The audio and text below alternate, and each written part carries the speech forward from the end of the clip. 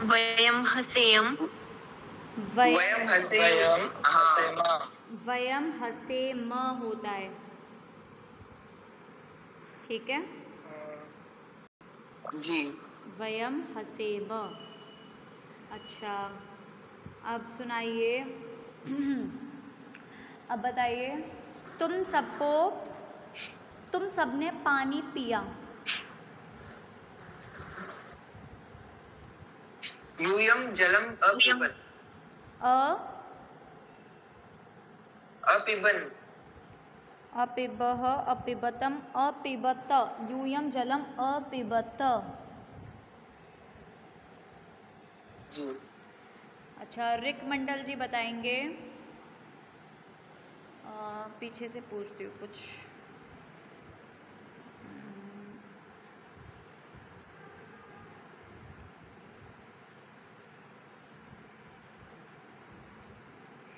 रमा ने विद्या पढ़ी।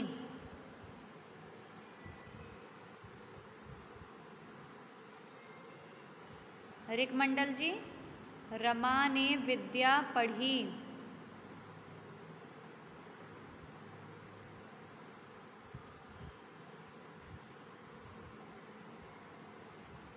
Hello hello. हाँ जी, रमा ने विद्या पढ़ी, वाक्य बनाइए।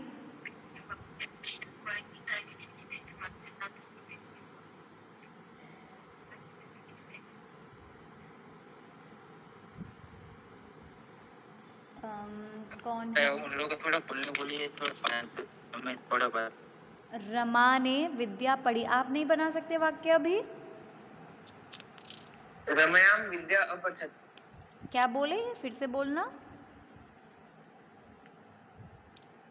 रमया विद्याम अपठत। रमया में तृतीया विभक्ति क्यों लगा रहे हो आप? कर्ता ने कर्म को करने से द्वारा, इसलिए। अरे ये तो मैंने ये तो देखने के लिए मना किया है। नहीं, बिना देखे बोल रहा हूँ। नहीं, ये कर्ता ने कर्म को, ये लाइन टेबल मत याद करो। आप ये बताओ, रमा में तृतीया विभक्ति किस नियम से लगाई है आपने?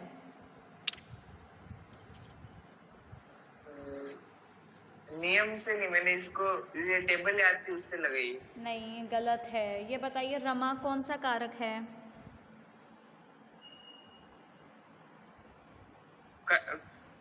कर्ता कारक। और कर्ता कारक, कर्ता में कौन सी विभक्ति होती है? प्रथमा। कर्ता में प्रथमा होती है, तो बनेगा रमा विद्याम अपठत। आ रही है बात समझ में? जी। अब किसी को कुछ पूछना है?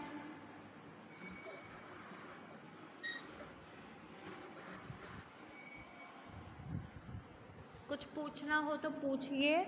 और ये बताइए, आप सभी को मेरी स्क्रीन तो दिखाई दे रही होगी ना, ये पीडीएफ? हाँ जी। ठीक है। जी। चलिए फिर अब हम आगे ही पढ़ते हैं। आपको नहीं पूछना तो मत पूछिए। अच्छा, द्वितीय विभक्ति के नियम कौन सुनाएगा? विवेक जी, आप सुनाएंगे?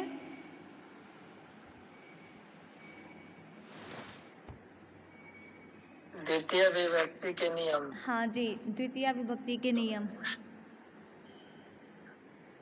जाने के अर्थ में द्वितीय विभक्ति होती है।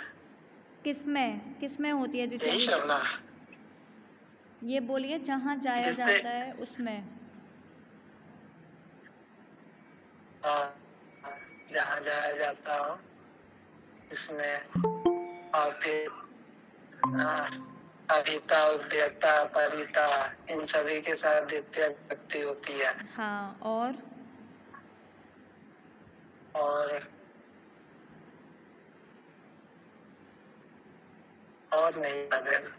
नहीं पता। और किसके साथ द्वितीय विभक्ति? और समय और दूरी के अर्थ के धातु के साथ द्वितीय होती है। समय और दूरी वाचक शब्दों में होती है।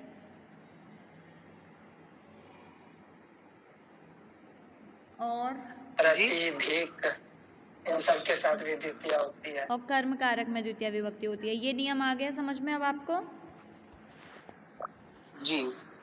चलिए अब हम पढ़ते हैं आगे। अभ्यास 8वीं थी, इसकी शब्दावली पढ़ेंगे। तो देखिए आप लोग अच्छे से सुनिए, जो समझ में नहीं आए वो पूछिए, क्योंकि एक होती है संस्कृत की, हम कॉपी पे तो लिख सकते हैं, वाक्य भी बना सकते हैं, लेकिन कोई ऐसे ही आपसे कोई वाक्य पूछ ले तो वो नहीं बना पाएंगे। तो मेरा उद्देश्य ये है कि आप लोग संस्कृत में बात भी करें, तो उस स्तर से आपको पढ़ना है, और वो तभी पढ़ पाओगे आप लोग जब आप लोग ये शब्द रूप, धातु रूप सब याद करोगे। चलिए अब हम शुरू कर रहे हैं। हरि ही मतलब विष्णु, मुनि ही मुनि, कवि ही कवि, रवि ही सूर्य, अग्नि ही आग, गिरि ही पहाड़, भूपति ही राजा, कंदुकम गेंद, दंडः दंडा,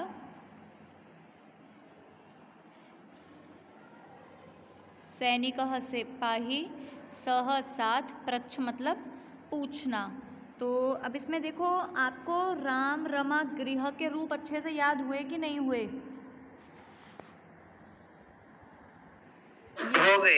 हो गए अच्छे से? जी। राम रमा और गृह के अच्छे से याद करने हैं। मैं यदि कल पूछूं तो बता दोगे? आप अभी पूछेंगे तो बता दूंगा। अच्छा, कल पूछूंगी तो नहीं बताएंगे? नहीं मतलब आज पूछेंगे तो भी बता दूंगा। ओके, पर मैं आज नहीं पूछूंगी, मैं कल पूछूंगी। अब इसमें देखिए, आज आप लोग पढ़ेंगे तृतीया विभक्ति के नियम। किसके नियम? तृतीया विभक्ति के नियम। तो तृतीया विभक्ति में ये रहता है, तृतीया करण कारक में तृतीया विभक्ति होती है। और इतनी लाइन काट दो, ये जो कर्मवाच्य है ना, इसको आप अभी काट दीजिए, इसको अभी आपको याद नहीं करना, ठीक है? इसको काटना है। आपको बस इतना याद रखना है, करण कारक में तृतीया विभक्ति होती है। अब आपको पहले ये पता करना है कि भाई करण कारक किसे कहते हैं, ठीक है? तो करण कारक कहते हैं साधन को। किसको कहते हैं? साधन को करण कारक कहते हैं। अब साधन का मतलब क्या होता है? कोई बताएगा मुझे, साधन किसे कहते हैं? जिसके द्वारा कोई चीज की जाती है उसको साधन कहते हैं। जिसके द्वारा कुछ किया जाता है उसे साधन कहते हैं। जो क्रिया करने में हेल्प करता है वो सहायक। साधन मतलब सहायक, ठीक है? तो अब इसमें आपका क्या रहेगा? हाँ बोलिए। अब तक जो पढ़ रहे थे आपको क्या कर्ता और कर्म नहीं पढ़ रहे थे, अभी करण कारक शुरू हो रहा है क्या? हाँ, अभी तक मैंने कर्ता और कर्म कारक पढ़ाया था, आज आपका करण कारक शुरू हो रहा है, ठीक है? यही कारक जो है ना, यही समझ नहीं, इसीलिए वाक्य नहीं बना पा रहा हूँ। मतलब क्या चल रहा है, ऊपर से जा रहा है। ठीक है, मैं धीरे धीरे देख के एक एक पेज पहले से देख देख के समझ लेंगे। अरे अच्छा, मतलब कहाँ? तो एक काम कीजिए, आप आज की कक्षा बिल्कुल ध्यान से लीजिए, बिल्कुल ध्यान से, ठीक है? हाँ, आज आपको ध्यान नहीं भटकाना। करण कारक, करण कारक में तृतीया विभक्ति होती है। करण कारक किसे कहते हैं? तो जो क्रिया करने में सहायता देता है, सहायक होता है, उसे करण कहते हैं। जैसे कि आप ट्रेन से कहीं जा रहे हैं, ठीक है? यूपी से एमपी जा रहे हैं ट्रेन से, तो जाने में सहायक कौन बनी? रिकमंडल जी, कौन सहायक बनी? ट्रेन बनी, तो ट्रेन होगा करण कारक। आप गाड़ी से मंदिर जा रहे हैं, तो सहायक कौन बना? गाड़ी, तो गाड़ी करण कारक। उसी तरह से आप चम्मच से चावल खा रहे हैं, तो किससे खा रहे हैं चावल? चम्मच से। चम्मच। तो चम्मच खाने में सहायक है, साधन हो गया, तो चम्मच आपका हो गया करण कारक। उसी तरह से आप चश्मे से देख रहे हैं, तो देखने में सहायक कौन है? चश्मा। चश्मा, तो चश्मा कौन सा कारक हो जाएगा? करण कारक। करण कारक। और करण कारक में कौन सी विभक्ति आती है? तृतीया। तृतीया विभक्ति आती तृतीया। है। तृतीया विभक्ति। तृतीया विभक्ति आती है। अच्छा, अब जैसे मैं वाक्य ये बनाऊं कि डंडे से जाता है, कौन जाता है? पिता डंडे से जाते हैं, ये वाक्य है, पिता डंडे से जाते हैं। अब ये बताइए इस वाक्य में कर्ता कौन है? पिता।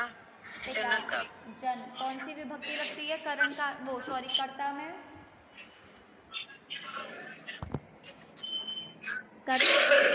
कर्ता में विभक्ति कौन सी लगती है? कर्ता में प्रथमा विभक्ति। प्रथमा विभक्ति लगती है। तो जनक में प्रथमा विभक्ति लग जाएगी, जनकः। दंडेन। अच्छा, और फिर पिता किससे जा रही है? डंडे से। दंडे से। तो ये साधन है, करण कारक है। दंडे क्या है? दंड, दंड होता है डंडा। डंडा एक लाठी होती है ना। अब आपको कैसे बताऊं मैं? ओके। वो चलने में जो आपने बड़े बूढ़ों को हाँ, देखा होगा, अभी समझ। तो वो हाँ। हाँ, जो साधु के लाठी। हाथ में होता है। अब वो जो लाठी है, डंडा है, उसमें करण कारक है, तो तृतीया विभक्ति होगी, तो क्या रूप बनेगा? डंडे को संस्कृत में बोल, देखो म्यूट करके रहा करिए, जब मैं आपसे पूछूं तभी माइक ऑन करना है। तो अब ये बताइए आप में से कि डंडे को संस्कृत में कहते हैं दंड। तो दंड, इसके रूप किसकी तरह चलेंगे? राम की तरह। मैं पहले बता दे रही हूँ, राम की तरह। राम की तरह रूप चलेंगे। तो इसमें तृतीया विभक्ति एक वचन में क्या रूप बनेगा दंड में? दंडेन। दंडेन। दंडेन। ठीक है, मंडल जी समझ में आ रहा है? दंडेन बनेगा। हाँ हाँ। दंडेन। तो पिता या जनकः दंडेन गच्छति, और जा रहे हैं, उसके लिए गच्छति आ जाएगा। अब आपका दूसरा वाक्य मैं बताऊं उदाहरण के लिए, मान के चलिए आपका एक वाक्य लिख दे रही हूँ। वाक्य है, मैं गाड़ी से, मैं गाड़ी मतलब कार से मंदिर गया, मैं कार से मंदिर गया, ये वाक्य है। अब ये बताइए इस वाक्य को कौन बनाएगा? पहले हाथ खड़ा कीजिए या फिर अपना नाम बोलिए कि आप बनाएंगे। मैं। आप दयानंद जी। अच्छा, और आयुष जी, और कौन?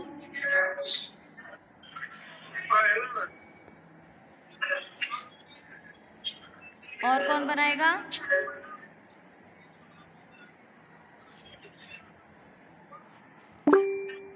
भानवी जी और रिकमंडल जी।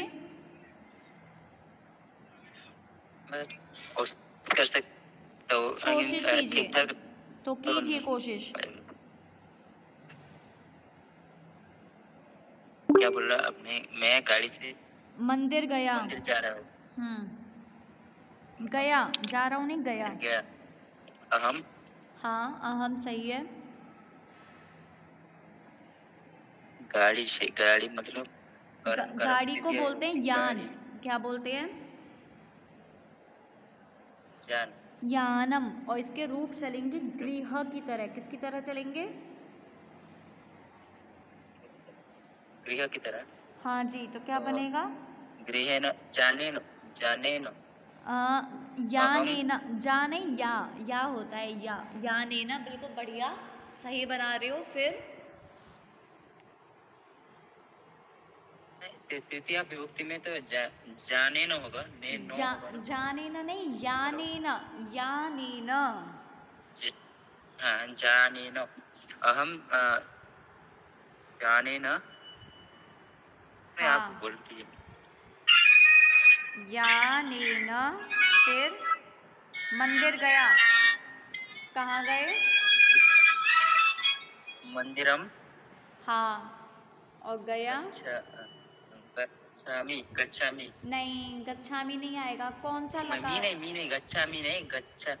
हाँ, ये तो पास्ट में होगा। हाँ। ये गच्छा गच्छामि। अगच्छम क्या एक सेकंड बनेगा? एक सेकंड।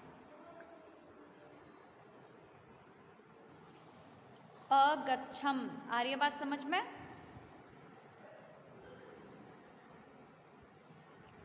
हेलो, समझ में आ रही है बात? अगच्छम बनेगा। अब आप दयानंद जी, आप बार बार माइक क्यों अच्छा अनम्यूट कर लेते हैं? अब आपका तो ये समझ में आ गया ना सभी को? जी समझ में आ गया ना ये सभी को?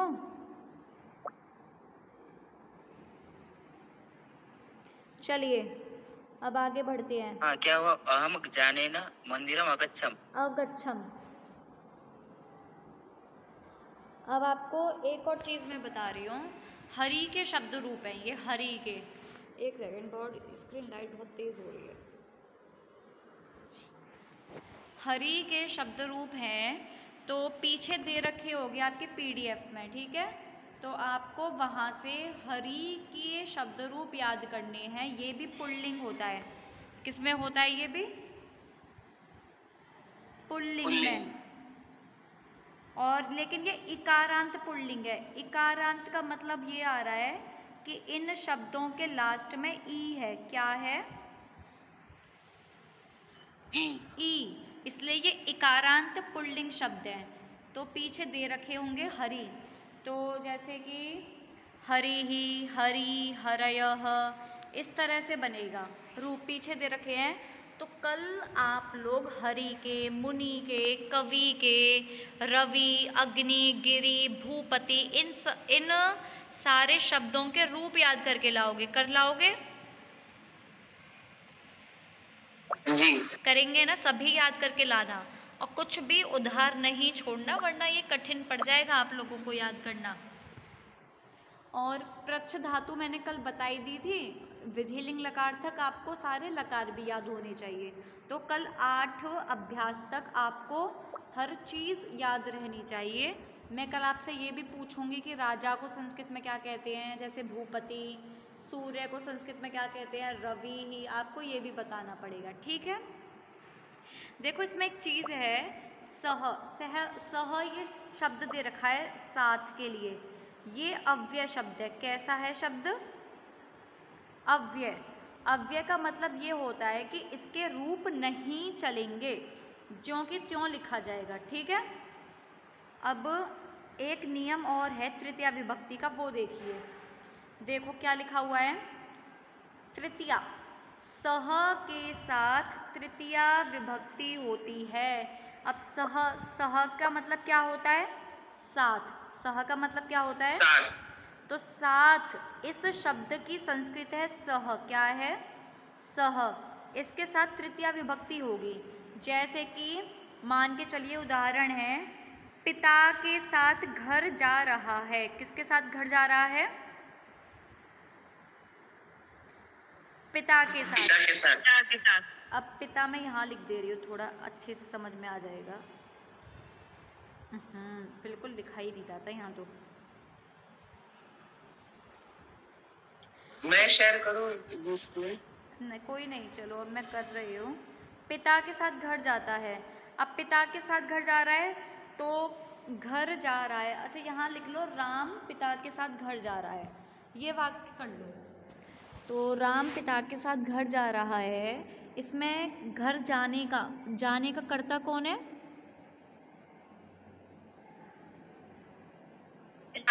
आहा, राम पिता के साथ घर जा रहा है, ये वाक्य है।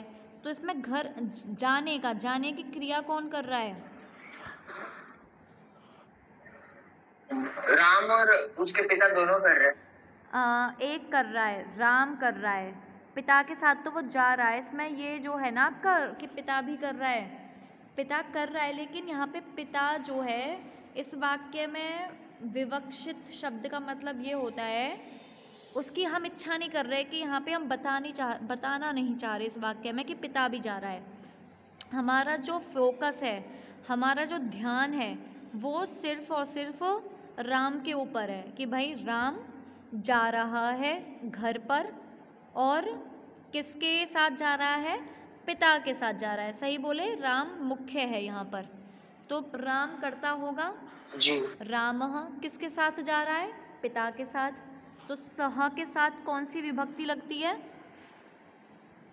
सह के साथ विभक्ति तृतीया। लगती है तृतीया विभक्ति। तो जनक शब्द का तृतीया विभक्ति में क्या रूप बनेगा, जनकेन। जनकेन, ठीक है। और कहाँ जा रहा है, ग्रामम। घर जा रहा है, तो गम्य स्थान घर हो जाएगा, गृहम। ठीक है, गम्य स्थान गृहम हो गया। तो रामः जनकेन सह गृहम और जा रहा है गच्छति। ये नियम समझ में आया, आ गया भानवी जी को, आयुष जी आपको आ गया, और जी आ गए। रिक मंडल जी आ गया। आ गया। देखो आ कोई गया। कठिन नहीं है, ये सब सरल मतलब ही क्या है। ये संस्कृत में एक मतलब एक सेंटेंस में जितना वर्ड यूज होगा हर एक को वो शब्द रूप से करना पड़ता है बिल्कुल, क्या? हाँ। और देखोगे आप एक ये भी चीज़ देख रहे होंगे कि मैं एक ही सेंटेंस में, एक ही वाक्य में जितने हो सकते हैं उतने नियमों का प्रयोग कर देती हूँ, ठीक है। देखो उसी में करण कारक आ जाएगा, सह का वाला भी नियम आ जाएगा, कर्म कारक का भी नियम आ जाएगा, अभिता उभयता वाला भी नियम आ जाएगा। एक सेंटेंस ऐसा बनाऊंगी कि जिसमें आपके सारे नियम लग जाएंगे। आ रही है बात समझ में? हाँ, मेरा दूसरा भाषा में इतना नियम नहीं है। क्या बोले आप? मतलब जो लैंग्वेज है इतना तो नियम नहीं है, ये हर वर्ड में मतलब लगाना पड़ता है, शब्द रूप लगाना पड़ता है ना। लगाना पड़ता है। अब हम भी तो हिंदी में ऐसे ही बोलते हैं ना, हिंदी में हम लोग ध्यान इसलिए नहीं देते क्योंकि ये हमारी भाषा है और अपनी मदर टंग को कोई सीखता नहीं है, वो आई ही जाती है। और जब वैसे आप देखोगे तो क्या हम हिंदी में ऐसे बोलते हैं, मैं, पिता, घर, जाना, इस तरह से कोई वाक्य बोलता है क्या? नहीं बोलते ना। नहीं वो ऐसे आ जाता है। हिंदी में भी तो हम विभक्तियाँ लगाते हैं, ये पिता के साथ ये विभक्ति तो ही है, ये एक तरह से देखी जाए तो, ठीक है ना। और संस्कृत में भी के साथ के लिए हम सह लगा देते हैं तो वहाँ जनकेन बन जाता है, ठीक है। तो ये हमने सोचा था वो एक ही वर्ड में लगाएंगे पूरा सेंटेंस बना देंगे, नहीं तो अभी तो देख रहे हर वर्ड में लगाना पड़ रहा है, अभी तक तो ध्यान नहीं दिया। हम सोचा एक ही वर्ड में लगा देंगे। आप वैसे एक ये है, यदि आप किसी बच्चे को शुरू से संस्कृत ही बोलें उसके साथ, बच्चे के साथ, तो बच्चा कभी भी नहीं पूछेगा आपसे कि आपने यहाँ पे ये कौन सी विभक्ति है, उसे तो विभक्ति का भी नहीं पता होगा, वो तुरंत बोलने लगेगा और शुद्ध संस्कृत और बोलेगा वो जैसे आप बोलते हो। क्यों? क्योंकि वो उस समय उसकी मदर टंग बन चुकी है संस्कृत, ठीक है ना।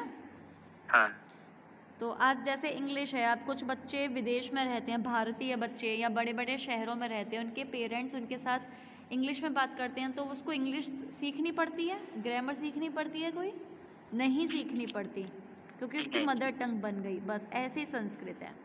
चलिए, तो ये नियम दोनों पूरे हो गए। अब इन वाक्यों को ध्यान से पढ़िए, इसको पढ़िए क्रम से। रामः कन्दुकेन क्रीडे। राम कन्दुकेन, राम गेम से, राम को गेम से खेलना चाहिए। राम गेंद से खेले, क्रीडित मतलब खेले, राम गेंद से खेले, ठीक है जी। आगे। मुनिः दंडेन गच्छेत। मुनि डंडे से जाए। आगे।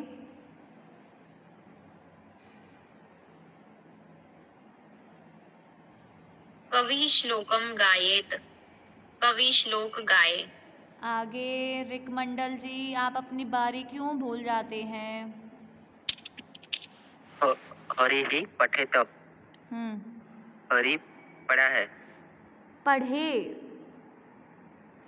विधिलिंग है। पढ़े।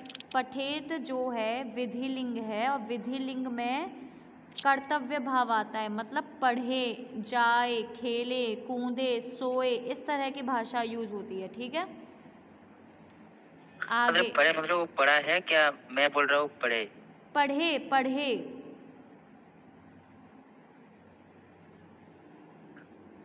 पढ़े होगा। देखो दिख गया। हाँ ये तो हाँ ये समझ आ रहे हैं। पढ़े तो लेकिन पढ़े मतलब वो पढ़ चुका है क्या? अच्छा अच्छा, नहीं पढ़ता नहीं, है कि इसमें आपको ये नहीं देखना कि वर्तमान है कि वो अभी वो कुछ भी नहीं कर सका। इसके साथ काल वर्तमान नहीं है ना, तो वो वर्तमान में पढ़ रहा, ना वो पढ़ चुका है, ना वो भविष्य में पढ़ेगा। ये कोई जरूरी भी नहीं है, ये सिर्फ सजेशन है। बस एक सजेशन है। ओके। हाँ हाँ राम हाँ को हाँ एक सलाह दी जा रही है कि भाई राम पढ़ ले अब। ठीक है, पढ़े। हाँ हाँ और ठीक। इसका कोई काल के साथ कोई लेना देना नहीं होता। हाँ विधिलिंग तो वो मालूम है, जो विधिलिंग ये तीनों काल से अलग है, लेकिन ये पढ़े बोले आप लोग को बोल रहे हो ना, आप लोग तो अच्छा, सही है हिंदी। मालूम है, लेकिन हमें ठीक है आप ही मालूम। ठीक है ठीक है, आगे पढ़िए आयुष जी या दयानंद जी या विवेक जी भी रवि तो ही हैं। इसमें विवेक जी हैं, तो विवेक जी की तो आवाज़ ही नहीं आ रही। हम अभी नहीं पढ़ेंगे, बहुत तबीयत खराब है अभी मेरा कल से। अच्छा, क्या हो गया आपको? ओ सर्दी खांसी पूरा बुखार भी है। अरे कोई बात नहीं, हमारे वीर तो इतने युद्ध में हाथ पैर गंवा कर भी लड़ लिए, आप लोग जुकाम से भी नहीं लड़ सकते?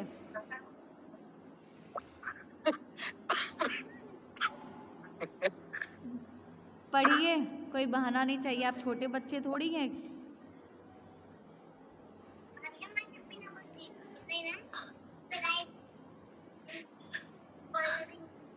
विवेक जी लिख के दीजिए। आप हाँ। आप बोलने में समर्थ नहीं है, लेकिन लिखने में तो समर्थ है ना। अच्छा हम बोल दे रहे हैं, मतलब कहाँ से बोलना है? ये तो स्क्रीन नहीं दिख रहा है। अच्छा, पीडीएफ खोल के बोले क्या? अच्छा, स्क्रीन नहीं दिखाई दे रहा, तो आप बढ़िया से। रवि ही आकाश तपेत, ये दिखाई नहीं दे रही आपको स्क्रीन? हाँ रवि वाला दिखा रहा है। हाँ, रवि आकाशे आकाशे तपेत। तो रवि। इसका हिंदी भी करना है? हाँ, और क्या, हिंदी भी करनी है। अच्छा तपे रवि हाँ, आकाश आकाश, तपेत। आकाश में। रवि आकाश से जले जले नहीं, तपे, जले। और रवि आकाश में तपे। हाँ, ये रवि जो है ना, वो कोई लड़के को नहीं बोला जा रहा, सूर्य को बोला जा रहा है। सूर्य आकाश में ओ। तपे, ठीक है ना। अच्छा आप लोग भी पता नहीं क्या सोचते हो। कोई रवि क्यों जलेगा वैसे आकाश में, ये बताइए।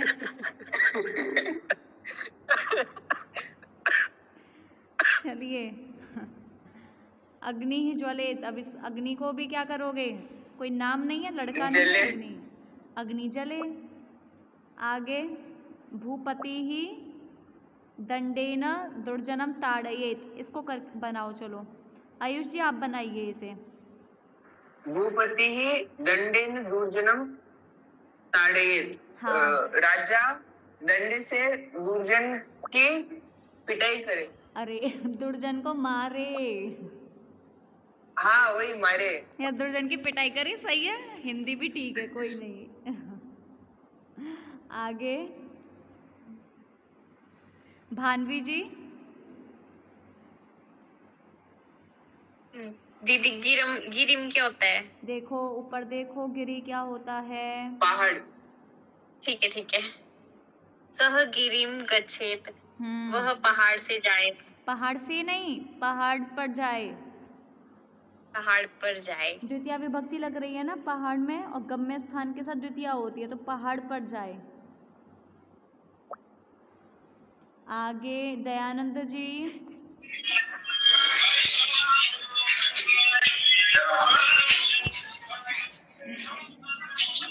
इनकी तरफ तो शोर हो रहा है।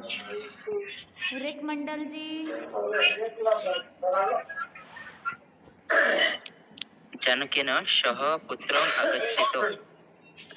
जनकेन सह पुत्रम् अगच्छेत्। हाँ, पिता के साथ, जनकेन सह मतलब पिता के साथ। देखो जनकेन हो गया पिता और सह हो गया के साथ। क्या हो गया? के साथ। तो हो गया पिता के साथ पुत्र आगच्छेत्, आए। ठीक है, आगे। अरे रे, शिष्यः प्रश्नं पृच्छेत्। कौन बनाएगा? चलिए बनाइए। शिष्य प्रश्न पूछता है। शिष्य को प्रश्न पूछना चाहिए। शिष्य को प्रश्न पूछना चाहिए, ठीक है, या शिष्य प्रश्न पूछे। ये एक्टिव वॉइस और पैसिव वॉइस होती है ना, तो आपके ये जो अभी वाक्य चल रहे हैं ना वो एक्टिव वॉइस में चल रहे हैं, इसमें कर्ता पे बल दिया जाता है, मतलब शिष्य प्रश्न पूछे। ठीक है, चलिए। तो आज आपने 8 अभ्यास तक पढ़ लिया है और याद करके लाना है सभी को। हरि तक शब्द रूप और ये लकार याद करके लाने हैं। ठीक है, और ये अभ्यास 8वीं अभ्यास भी आपको फिल करनी होगी। ठीक है, और दूसरी बात, आपको अपनी मर्जी से कोई 5 वाक्य लिखनी है। 5 वाक्य हिंदी में लिखोगे पहले तो अपनी मर्जी से, और उनमें नियम वो चलेगा जो मैंने पढ़ा दिया है, जैसे वह आए जाए किसके साथ। चलो कोई नहीं, आपके लिए ज़्यादा हो जाएगा, मैं अपने आप दे दूँगी आपको 5 वाक्य मैं दे दूँगी। ठीक है, आपको एक्सरसाइज कहीं करके लाइए, मैं होमवर्क दे दूँगी आपको अलग से। आपको ये वाली एक्सरसाइज करनी है 8वीं। अब कल से चलेगी आपकी 9वीं अभ्यास चलेगी। ठीक है ना? चलिए, तो इस तरह से आपकी ये